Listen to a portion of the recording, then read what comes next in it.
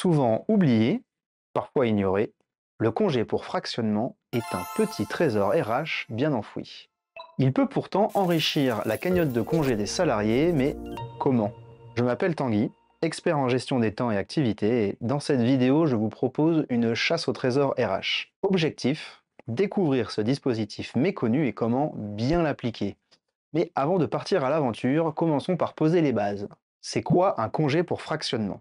Eh bien, c'est une petite pépite cachée dans le Code du travail, sauf si la convention collective ou un accord de branche prévoit des règles différentes. Et le principe est simple.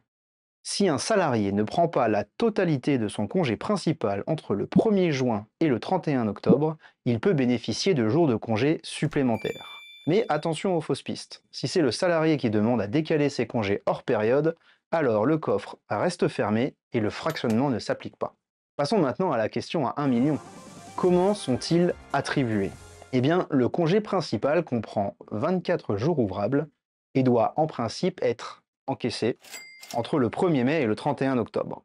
S'il est pris en dehors de cette période, on parle alors de congé fractionné, et c'est là que des pièces d'or RH peuvent s'ajouter à la bourse du salarié. Mais comme tout bon trésor, il faut remplir quelques conditions avant de toucher le jackpot. Le salarié doit avoir acquis au minimum 15 jours ouvrables de congés payés et avoir pris au moins 12 jours de congés consécutifs entre le 1er mai et le 31 octobre. Ensuite, le calcul est simple.